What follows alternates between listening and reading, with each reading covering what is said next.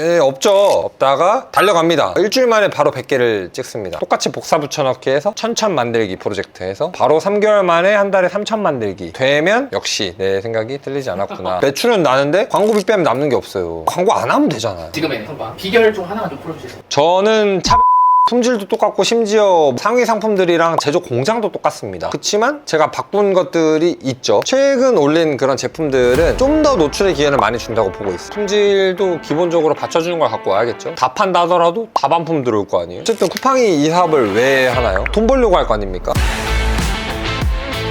신규 하셨다고 하셨는데 국내 제조 최근에 네. 근황 일단 데이터로 증명하는 게 가장 확실하죠. 긴 말 할 거 있나요? 보여주면 끝나는 거지. 어제 이 상품 어제 93개 나갔습니다. 자연 판매가 그중에 71개, 광고가 22개, 런칭한 지 이제 한 달 정도 됐을 거예요. 매출은 110만 원 정도가 나왔고 수익은 41만 원, 광고비는 2만 원 썼네요. 그래서 어제 하루에 40만 원 정도의 수익이 났습니다. 저거 안 믿으시는 분들이 좀 있어가지고 최근 30일을 좀 찍어 볼게요. 더 찍어야겠다. 왜냐면 매출이 없는 것들도 이제 요때 이제 없죠. 없다가 달려갑니다. 일주일 만에 바로 100개를 찍습니다. 거의 하루에 100개씩 꾸준히 유지가 되고 있죠. 벌써 1, 2주 만에. 그러다 이제 지금 재고가 벌써 왜냐면 이것만 해도 벌써 1000개가 넘잖아요. 네, 없어가지고 이제 좀 가격을 올렸더니 좀 떨어집니다.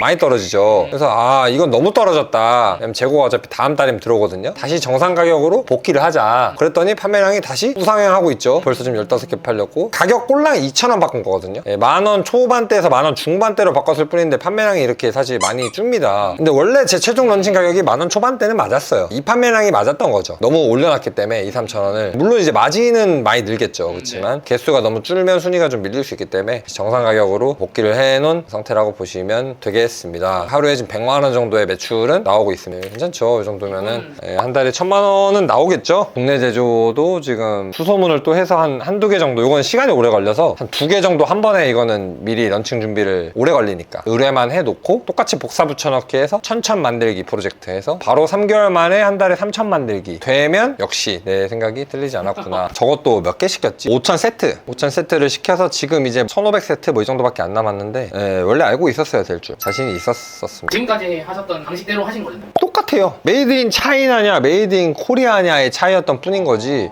방식 자체는 항상 똑같고 제가 하고 있는 방법 뭐 반자동화해서 상세 페이지 전 맡기고 제가 하려는 전략 똑같아요. 똑같고 사실 오히려 제가 하는 원래 전략 중에 하나가 잘 먹히지도 않았어요. 제가 그래서 이제 거기에 너무 의존하지 마셔라. 꼼수나 이런 건 아니고 어떠한 방법이 있는데 그거가 잘 안 먹힌 상품이거든요. 사실은 생각보다 판매량이 안 나와줬어요. 그치만 저는 개의치 않았죠. 왜냐면 어차피 본질만 지키면 쿠팡에선 분명히 선택을 받을 거고 핫딜 너무 핫딜 하니까 사람들이 는 핫딜 쳐서 그냥 팔고 자리 잡아서 그 끝! 이렇게만 인식을 하더라고요. 핫딜쟁이 뭐 운영하는 줄 알아. 맘카페 아이디 많은 줄 알아요. 그래서 핫딜 맡긴 뭐 대표님 올려주시나요? 이제 근데 저도 그런 거 없고 그거에서 판매는 진짜 안 나왔어요. 진짜 뭐 몇십 개 나오지도 않았는데 한 번밖에 안 했어요. 그리고 저는 그거 솔직히 자주 하지도 않아요. 그렇게 효과가 있으면 하는데도 그게 없어도 충분히 가능한 거다.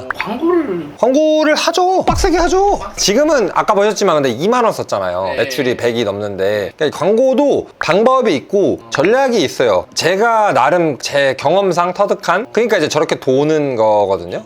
저기서 광고를 재고가 없어서 많이 못 돌리는 건데 아까 2만 원 쓰고 22개 팔렸나? 2만 원 써가지고 한 8만 원 번 거거든요. 저는 당연히 광고비를 좀 더 쓰겠죠. 저렇게 효율이 좋은데 이거를 밸런싱하는 사실 어느 정도 저만의 사실 좀 느낌적인 느낌도 있는데 잘못된 길로만 안 가면 광고는 손해보기가 어렵지 않나? 예를 들면 광고비를 쓰고 있어. 어쨌든 잘 쓰고 있는데 자꾸 이제 유튜브도 그렇고 사실 문의 오는 것 중에 하나 많은 것들이 매출은 나는데 광고비 빼면 남는 게 없어요. 광고 안 하면 되잖아요. 근데 그래서 1번은 그럼 팔리냐? 그러면 어쨌든 돈은 손해는 안 볼 거고 이번에 안 팔린다. 그럼 거의 뭐 99% 이상 광고 매출이라는 건데 그게 나쁜 건 아니거든요. 일단 광고로 팔리든 뭐로 팔리든 팔린다는 거는 되게 좋은 거잖아요. 양만 어느 정도 나와주면 광고비를 조절하면 되는 거예요. 많이 쓰고 있으니까 매출에 비해서 수익이 없다는 거 아닙니까? 물론 적게 쓰면 더 많은 매출을 가져올 수는 없겠죠. 상식적으로 광고비를 단자를 많이 쓰는 사람보다 한 적게 쓰면서 좀 적게 팔리더라도 많이 절감을 하면 이윤이 남거든요. 사람들이 그거에 대해서 좀 경험이 없다 보니까 이상한 분들이 뭐 광고로 뭐 어떻게 해야 되고 막 수동 광고 하라 그러고 이제 이상한 잡기술 같은 거 자꾸 또 알려주시고 하니까 거기서 좀 혼동을 많이 하시는 거예요. 광고가 사실 돈으로 경험을 해야 되는 거죠. 돈을 써야죠. 작년부터 쓴 거 합해보니까 한 5억 정도 썼더라고. 1년에 5억 정도면은 그래도 한 달에 제가 못해도 이제 그 매출의 한 10%는 쓰니까 뭐 2천에서 5천 정도 이제 왔다 갔다 쓰는데 그래도 제가 5억이면은 적게 쓴 건 아니잖아요. 5억 정도 쓴 사람의 데이터가 좀 그래도 나름 객관적이지 않을까. 새로 런칭한 제품 지금의 성과 비결 중 하나만 좀 풀어주실 수 있어요? 저는 차별화였다고 생각합니다. 차별화. 어찌 보면 남들과 이것도 똑같거든요. 똑같은 상품입니다. 품질도 똑같고 심지어 상위 상품들이랑 제조 공장도 똑같습니다. 그러니까 똑같은 상품이겠죠? 그치만 제가 바꾼 것들이 있죠. 차별화라 해서 뭔가 제품을 바꿔야 되거나 혁신적인 기능이 있어야 한다던가 실제로 제품 자체가 바뀌진 않아도 된다. 그 외적인 것들도 굉장히 많이 바꿀 수 있다. 그걸 뭘 바꿔야 되지? 라고 한다면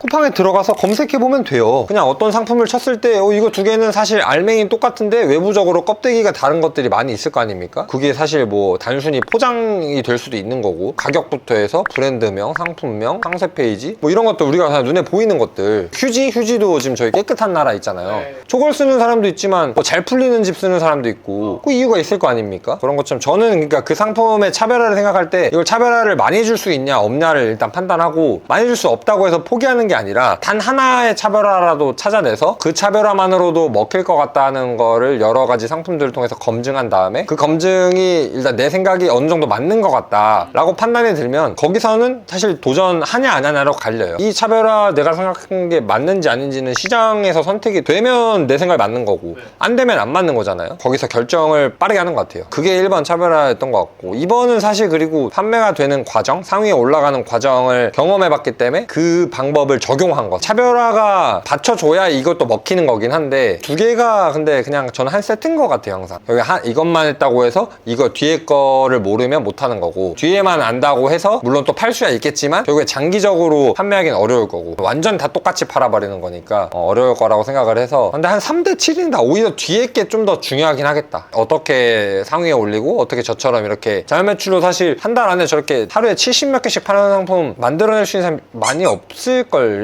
그러니까 이번에 저도 저희만의 그 엄청난 프로그램이잖아요. 생각보다 이제 사실 우리가 그 상대방의 판매량을 알 수 있는 데이터들이 많잖아요. 쿠팡 내에서도. 거기서 봤을 때 하루에 100단위 이상씩 꾸준히 판매하는 판매자들이 생각보다 그렇게 많지 않아요. 많긴 많은데 카테고리 내에서 사실 상위 몇 명들인 거고 큰 시장에서 몇백 개씩 파는 사람들이 사실 그렇게 엄청나게 많지는 않습니다. 큰 시장은 많지만 이런 고객님도 안 된다는 생각도 염두하면서 런칭을 좀 하시나요? 그쵸. 이제 전략은 항상 세워놓고 그 전략에서 가장 저는 그래도 깊게 보는 것들은 아무래도 제품의 원가 대비 판매가의 갭을 항상 확인하죠. 시장가와 내 원가는 얼마인가. 왜냐면 결국에 판매가 안 됐을 때는 던지고 나와야 되는 그런 상황이 있을 수 있는데 고가의 제품을 갖고 온다든지 또는 시장가에 비했을 때 원가가 좀 많이 높다 그러면 사실 탈출하기 어려울 수 있거든요. 싸게라도 하면 팔리기라도 해요. 어쨌든 또 다른 많은 플레이들을 할 수 있어요. 또는 이제 광고비를 많이 써본다든지 마진이 좀 있으면 해볼 수 있는 게 많은데 마진이 애초에 너무 적은 또는 마진액이 적은 이런 상품들을 갖고 오면 좀 어려울 수 있어서 그거를 좀 많이 중점시 하고요. 두 번째는 당연히 품질도 기본적으로 받쳐주는 걸 갖고 와야겠죠. 너무 안 좋은 제품을 갖고 와버리면 뭐 다 판다 하더라도 다 반품 들어올 거 아니에요. 그럼 그거 다시 또 팔아야 되는데 또 팔면 또 반품 들어오겠죠. 항상 품질이랑 그런 것들 많이 염두에 두고 가져오죠. 신규 상품 런칭 하셨으니까 최신성 버프 뭐 기준이 언제인지 뭐 입고를 하고 사실 그 또한도 뭐 나온 근거 자체가 없기는 해요. 죽은 상품들도 이제 살려본 경험이 있기 때문에 그런 거는 최신성이라는 게 없잖아요. 이미 올려놓은 지 몇 달이 된 상품이고 판매가 거의 없는 버렸다시피 한 것들을 판매 실력을 좀 키우고 나서 다시 한번 팔아볼까 해서 살리고 있는 애들도 있고 이런 것들도 있어서 사실 그 상품들은 뭐 그러면 최신성이라는 게 존재한다고 했으면 상품 등수가 뭐 몇백 등, 몇천 등에 가 있었겠죠. 몇 달간 안 팔렸으니까. 근데 그거를 지금 뭐 다시 사실 몇십 개씩 지금 좀 팔고 있는 애들도 있거든요. 그런 걸 보면은 또 최신성이 그러니까 뭐 있을 수 있을지언정 없더라도 판매를 하게 할 수는 있는 거다. 그러니까 무조건 뭐 최신성이 있을 때 그러니까 처음에 등록했을 때 못 팔면 끝난다 이건 아닌 것 같고요. 다만 어느 정도 사실 일리는 있다고 보긴 합니다. 쿠팡이라는 시스템 자체가 일단 롤링 시스템이 있기 때문에 돌려주는데 이런 거죠. 예를 들면 우리가 의류라고 할게요. 최신성이라는 게 세상에 없다 된다면 10년 전에 유행했던 옷을 팔고 있는 판매자가 계속 1등이어야 하지 않을까요? 옷이라는 거는 특히나 이제 되게 민감하게 바뀌는데, 계절마다 그리고 시즌마다 유행마다 바뀌는데, 새로운 옷들을 상위에 올려서 보여주지 않는다고 하면 그 고객은 그 제품을 찾을 수 있을까요? 절대 못 찾겠죠. 모든 게 그렇죠. 음식도 그렇고 제품도 그렇고 항상 디벨롭이 되잖아요. 특히나 뭐 이런 하다못해 선풍기마저도 버튼식에서 터치로 바뀌고, 이런 과정들이 지금 터치에서도 또 뭐 어떻게 뭐 리모컨식으로 바뀌고 또는 뭐 핸드폰으로 바뀌고 이렇게 할 텐데, 이게 최신성이 없다고 하면 그냥 계속 잘 팔고 있는 기존 셀러들이 다 먹어야 되는 거예요. 그냥 안 보이니까, 계속 절대 안 보일 거니까.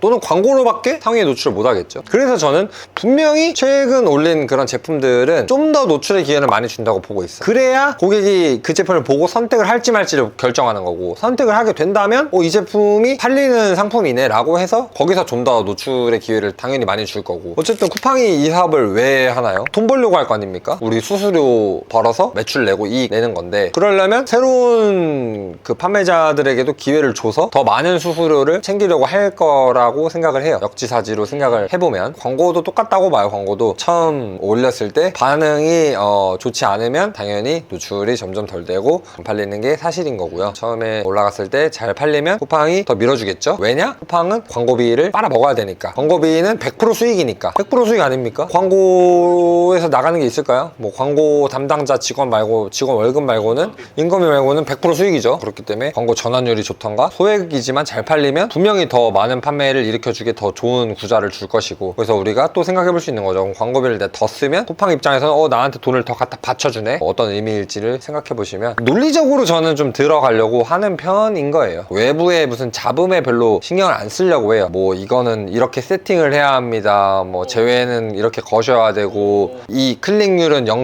뭐 몇이 딱 돼야만 되고, 뭐 하여간 이런 이상한 얘기들 많잖아요. 이상한 얘기라기보다는 너무 정형화된 얘기들. 근데 그거를 모든 상품군, 모든 카테고리, 그리고 내가 팔려는 뭐 판매 가격, 차별화 포인트 다 다를 건데 정형화해서 얘기할 수 있는가? 그럼 당신이 복사 붙여넣기를 계속 하시지, 왜 나는 그거에 대해서 계속 고민하고 테스트해보고 아직도 하고 있느냐? 그렇지 않으니까. 현실은 있는 건 맞다, 다만 그게 다가 아니다. 그러면 모든 사람들이 상품을 지웠다 올렸다 지웠다 올렸다 새로만 올려서 한탕 해먹고 지우고, 또 새로 올리고 한탕 해먹고 지우고, 비중이 분명히 있겠으나 얼마일진 모르죠. 하지만 일부분인 거다. 사실은 외적인 게 더 중요한 거다. 그 기회를 활용하면 좋다, 활용하면 좋은 건 맞다. 이 일부분을 제외한 모든 것들을 잘 준비했으니까 올린 상품이 고객의 선택을 잘 받은 거라고 생각한다. 결국에 선택 못 받으면 근데 의미 있나요? 최신성 점수도. 아니 내가 뭐 저기 1페이지 런칭하자마자 띄워줬는데 제가 말했던 그 나머지 부분들, 여러 가지 요소들이 충족이 안 돼서 고객이 봤으나 사지 않으면 그 최신성 점수가 있다 하더라도 그 의미가 있나 이거죠. 우리가 뭐 음식점도 새로 오픈하면 뜨잖아요. 새로 오픈. 안 가면, 안 먹으면은 그 사장은 오픈한 게 의미가 있냐? 의미 없죠. 또는 손님이 많이 왔더라도 오픈빨이라고 하죠. 소위 말하는 오픈 때만 잘 되고 한 달 뒤에 손님이 없으면 의미가 있느냐? 맛이 없더라도 사람들이 처음엔 궁금하니까 가겠죠. 근데 맛없고 직원 불친절해, 비싸, 또 가나요? 안 가죠. 그런 논리랑 그냥 똑같다고 봐요. 저는 당연히 오픈빨 있죠. 그걸 반대로 얘기하면 오프라인 매장을 열었는데